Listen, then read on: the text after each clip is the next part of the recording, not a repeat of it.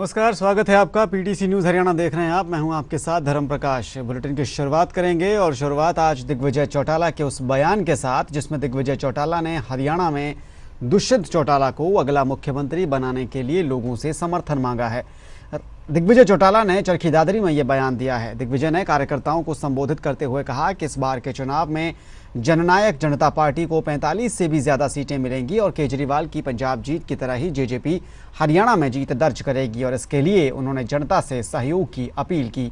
दिग्विजय चौटाला ने अपने बयान में कहा कि कांग्रेस और बीजेपी जैसी बड़ी पार्टियों की हवा ऊपर से बनती है जब बड़े नेता प्रचार के लिए आते हैं, लेकिन जेजेपी को अभी संघर्ष करना है। उन्होंने कहा कि लोग जेजेपी को कम आंक रहे हैं और उन सभी लोगों को ये दिखाना है कि जेजेपी सिर्फ उप मुख्यमंत्री के पद से संतुष्ट नहीं है बल्कि दुष्यंत चौटाला को अगला मुख्यमंत्री बनाना है। नेता ऐसा कौन सा है, नजर दौड़ा के देखो, जो इस हरियाणा की सेवा अगले 50 साल तक कर सकता? दूसरा नेता नहीं है आपके पास। साथियों, पार्टियों के नाम पर भावना कुछ भी बने, मगर चुनाव जब मुख्यमंत्री के नाम पर लड़ने की बात आएगी तो लोग ये कहेंगे कि ना, पिछली बार हमने 19% दिए, वोट कम दिए, सीट कम दी दुष्यंत को, उसको पूरा मौका नहीं दे पाए। लोग ये कहेंगे केजरीवाल की तरह जैसे दिल्ली में हुआ था, लोग ये कहेंगे कि इस बार 45 सीट दुष्यंत चौटाला को देकर के मगर उसके लिए हमें मेहनत करनी है। बाहर से भी दबाव जरूरी है।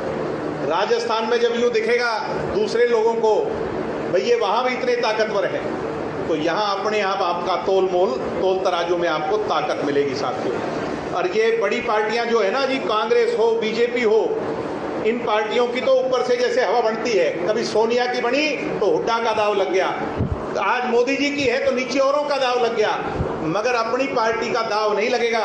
हमें तो संघर्ष करना पड़ेगा।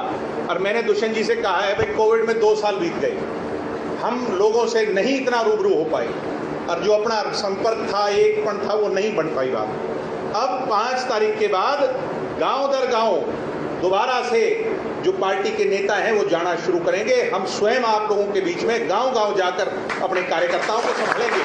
जो आज हमें कम आंक रहे हैं उनको ये दिखा दो कि हम उप मुख्यमंत्री से सेटिस्फाई नहीं है, हमें हरियाणा में दुष्यंत को अपना मुख्यमंत्री बनाना है, उसकी लड़ाई हम लड़ने के लिए 2013 से इंसों में काम किया, जिसने पसीना बहाया, जिसने खून बहाया, जिसने सड़कों पर संघर्ष किया, इन 5 साल के अंदर दिग्विजय आपको वचन देता है कि ये जिम्मेवारी मेरी है, चाहे घर से बुलाकर आपके खोए हुए मान सम्मान को सवाया कर लौटाना पड़े, आपके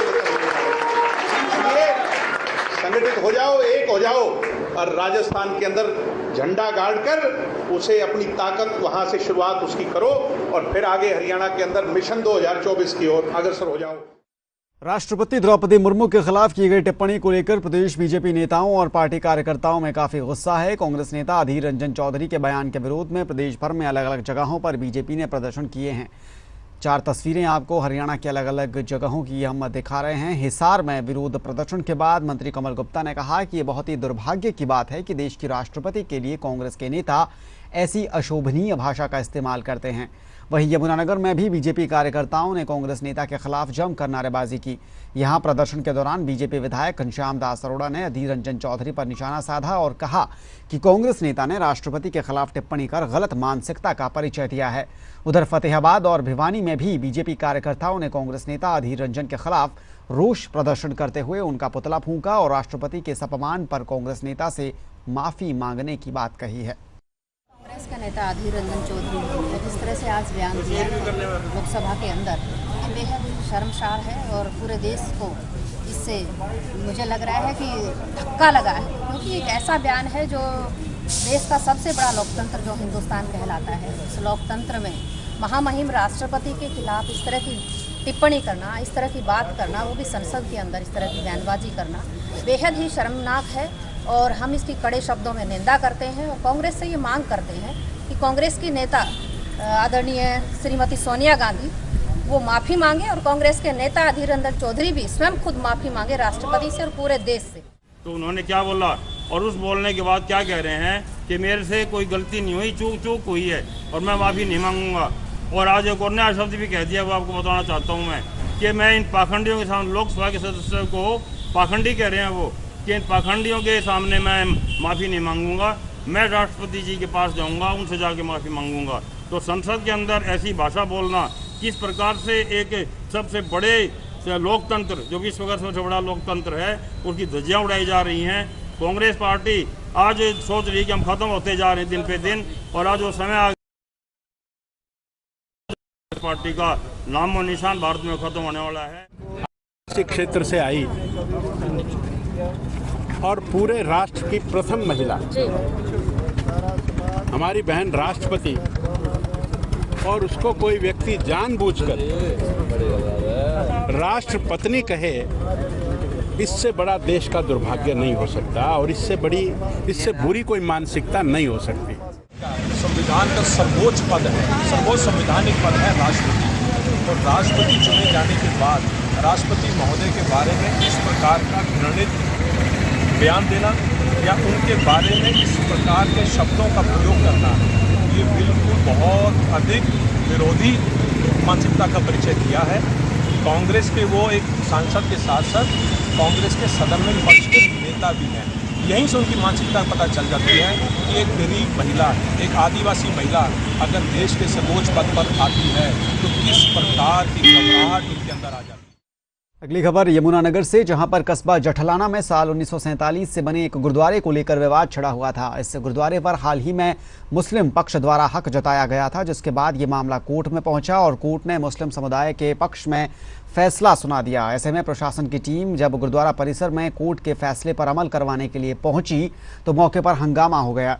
इस दौरान गुरुद्वारा परिसर में जमकर नारेबाजी हुई, लेकिन बाद में बताया जा रहा है कि दोनों पक्षों में समझौता भी हो गया और मुस्लिम समाज ने गुरुद्वारे के बदले दूसरी जगह पर मस्जिद के लिए जगह दिए जाने पर हामी भर दी।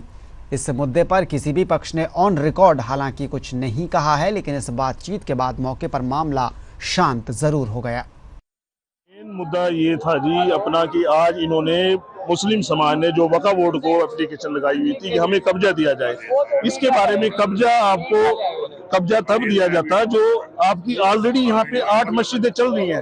और ये जो हमारे जब बुजुर्ग आए यहाँ पे तो उस टाइम कोई रजिस्ट्रेशन नहीं होती थी, जो जहाँ पे बैठ गया लाल डोरे की जमीन होती थी उसको अलाट कर दिया जाता था। और अब सरकार जो अपनी वर्तमान सरकार चल रही है, इस सरकार ने जो रूल बनाया है, जो लाल डोरे की जमीन है उसको रजिस्टर्ड किया जाए। उसके रजिस्ट्रेशन के बावजूद भी चलो ये मुद्दा तो अब उठा है, उससे पहले जो हमारा बुजुर्गों के समय का जो चल रहा है, तो ऐसा है जी जब मेरी उम्र 44 साल हो गई, मैं 44 साल से मैं देख रहा हूँ, मेरे बुजुर्ग मेरे पापा 80 साल के हो गए, वो देख रहे हैं। जब से हम पैदा हुए हम गुरुद्वारा साहब को देख रहे हैं। हमारा गुरुद्वारा साहब है, गुरुद्वारा साहब था, गुरुद्वारा साहब रहेगा। रोम में चल रहे वर्ल्ड कैडेट रेसलिंग चैंपियनशिप में हरियाणा के खिलाड़ियों का एक बार फिर दम